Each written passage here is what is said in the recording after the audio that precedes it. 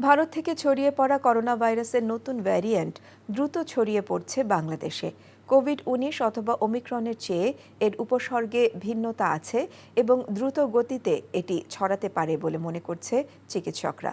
বিমানবন্দর ও স্থলবন্দরে প্রাথমিক চেকআপের ব্যবস্থা থাকলেও কিটের অভাবে সরকারি হাসপাতালে নেই পরীক্ষার সুযোগ। নিয়ামুল আজিজ সাদেকের রিপোর্ট। 2020 সালে করোনা ভাইরাস নিয়ে সবচেয়ে বেশি তথ্য দেয়া স্বাস্থ্য অধিদপ্তরের আইইডিসিআরে চলছে ঈদের ছুটি। তবে গেল কয়েকদিন আক্রান্তের সংখ্যা বৃদ্ধি পাওয়ায় স্বাস্থ্য অধিদপ্তর তড়িঘড়ি করে বুধবার ব্রিফিং করে জানায় করোনা পরীক্ষা শুরুর উদ্যোগ নিচ্ছেন তারা, কিন্তু পর্যাপ্ত কিট হাতে আসেনি এখনো। কোভিড-19 সংক্রান্ত সকল বিষয়ে স্বাস্থ্য ও পরিবার কল্যাণ মন্ত্রণালয় সহ সরকারের সংশ্লিষ্ট মন্ত্রণালয় সংস্থার মধ্যে সমন্বয়ের মাধ্যমে প্রস্তুতি চলমান আছে।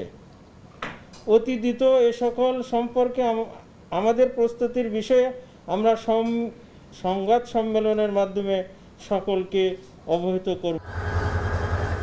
ঈদের পর ঢাকা ফেরা মানুষের মধ্যে স্বাস্থ্যবিধি মানার বালাই নেই। যদিও গণপরিবহনগুলোতে মাস্ক পরাসহ বেশ কিছু সতর্কতা জারি করেছিল কদিন আগেই। এ কারণে আপৎকালীন কর্মপরিকল্পনার ওপর গুরুত্ব আরোপ করেন বিশেষজ্ঞরা। কোন জায়গায় কি ধরনের প্রস্তুতি সেগুলো তারা ওখানে দিক নির্দেশনা দেবেন এবং সেই অনুযায়ী ব্যবস্থা নেবেন। রিএজেন্ট এবং যে লোকরা পরীক্ষা করবেন, যাদের অভিজ্ঞতা আছে তাদেরকে সেখানে পদায়ন করা, এবং আমাদের চিকিৎসার জন্য অক্সিজেন লাগে, ভেন্টিলেটর লাগে। নতুন ভ্যারিয়েন্টে উপসর্গ স্পষ্ট কম হওয়া এবং ভ্যাকসিনের কার্যকারিতা কম বলে জানিয়েছে স্বাস্থ্য অধিদপ্তর। Niamul Aziz Sadek, NTV news, Dhaka.